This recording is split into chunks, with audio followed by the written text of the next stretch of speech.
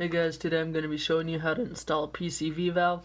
I got this from, I checked AutoZone, I checked O'Reilly, they didn't have it, so they had to order it for me. It's anywhere from $6 to $12, you can order it online. I'm not sure if this is even the right box, but like I said, this is for my Toyota Celica. That's the part number. When I first got it, I thought they got me the wrong part, and I was like, oh shoot. But if you open it up, you can see it's supposed to look like this. As you can see, the vacuum line or whatever it is goes on one end, and then it just threads into the top part of the engine. And let's go install it. Next, you're going to want to remove the engine cover. To do that, got my 10mm socket. Go ahead and put that on there. And you just loosen these two bolts up top. There's one. Pretty easy. They're not on very tight, obviously. And there's a second one right here. Don't need a very big socket for this. Good. Then next, you'll want to take this line right here. It's not mandatory. Just to get it out of the way, you pop this hose out. And with this one right here, go ahead and pull it out of there. And the last thing you want to do, mine doesn't have them, but yours may have a clip here and here. I believe you just kind of gently pull on them or twist them out. Mine broke off. That's just how it came. Go ahead and remove the engine cover. Alright, then to remove it, go ahead and grab your pliers. It's just one of those clips you have to squeeze together. And it opens it up, and then go ahead and wiggle it off like that.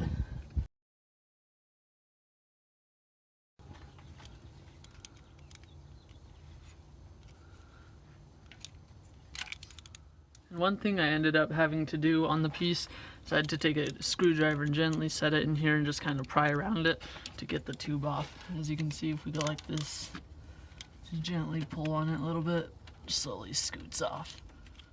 And next, you can either use a 19mm socket, or you can also use a 3/4. Alright guys, so mine ended up being rusted in there. So what I'm going to do, I'm going to take a little WD-40, go ahead and just put a little bit right there. I don't think it's ever been changed, because as I'm taking it off, I noticed it's super oily, and this car does burn a little bit of oil, and this is usually the first culprit. So we'll go ahead and give that about 10 minutes to soak. And if yours is stuck, what you can do, I went for a drive around the block also, so that heats up this top part of the block, and it's coming out easily. What I did is, I don't have a breaker bar, I lost mine. What I did is just put that on there, give it a couple taps with a hammer, heavy crowbar. Make sure it's on there good though, you don't want to bend it or break anything. Just give it a couple of gentle taps. I think we got it. You can go ahead, watch out for the positive terminal. If yours isn't covered, I can zap you if you ground out. And from there we should be able to get it. There we go. Now it's coming out.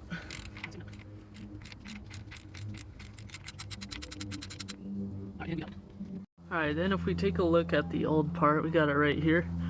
As you can see, it's super oily.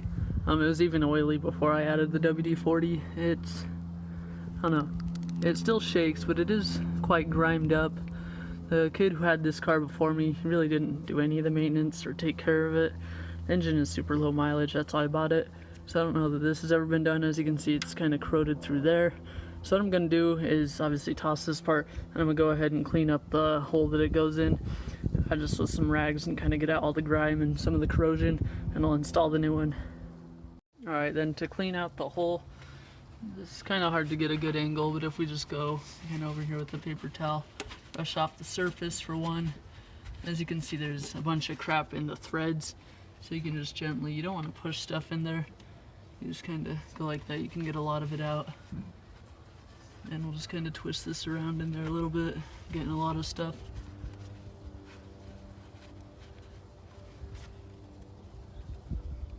Good. And we got that all cleaned out. Alright, then we'll go ahead and take our new PCV valve. Then just make sure there's not any crud on it.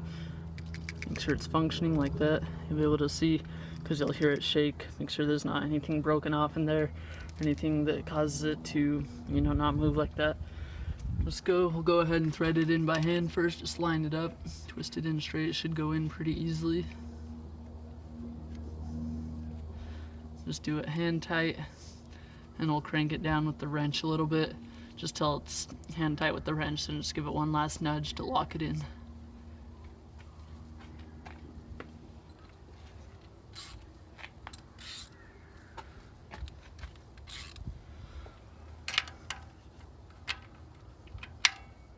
Okay, so no pressure at all. You don't want to over tighten it. This top block, I believe, is aluminum, and you're supposed to do it on a warm engine, so that's why I waited for it to cool down. So if you thread it in when it's super hot, then when it cools down, it's gonna, you know, expand and contract. So you just want to do it when it's warm, just not super tight, just gently. So yeah, starting to get a little resistance. Just want to check. The other one wasn't threaded in completely.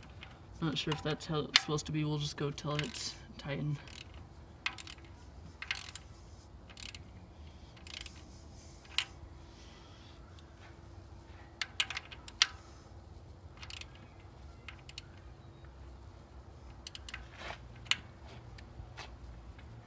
Alright, so I went ahead and tightened it down just so it's not going to move anymore. Then once it started giving a little resistance, we went another 1/8 of a turn. That should be good. And there is supposed to be a gap.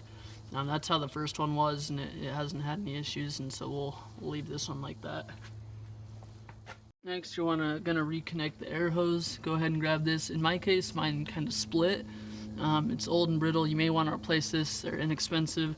I'll make a trip later to AutoZone just to replace this. But basically, just squeeze these together, wiggle it on. So you can see it's cracked. Sad. Go ahead and push it all the way up there.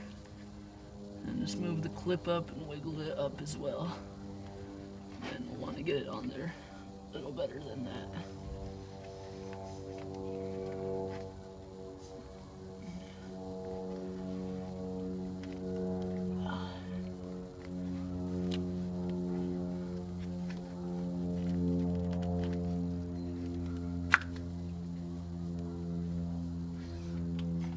Okay, then once it's on there, I want to take the clip, move it up, lock it back down where it was.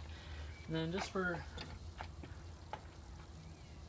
a little extra security, you can take your pliers and just kind of spread the things apart. That way it'll tighten down on it a little bit better. Just a little.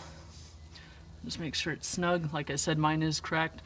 So it's not cracked where it actually connects to the hose, but I'm going to end up replacing this whole hose just to be safe. Alright, then we'll just want to install the hood cover again. Just make sure everything's snug on there, nothing came loose. You have to check your oil cap, make sure that's shut. We'll go ahead to line it up, just line it up with these 2 bolt holes. Obviously the oil cap. Go ahead and throw that on there. Move this hose out of the way.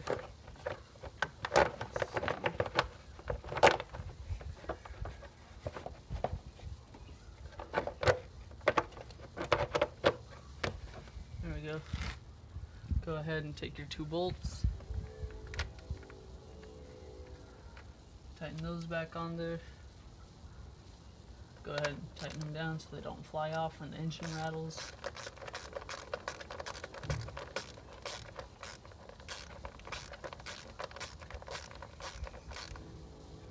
Give them just a 1/4 turn, 1/8 a turn.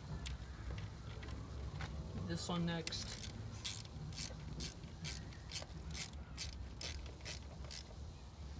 Good. Go ahead and resituate this wire. Go ahead and prop that in there. Squeeze this one into here.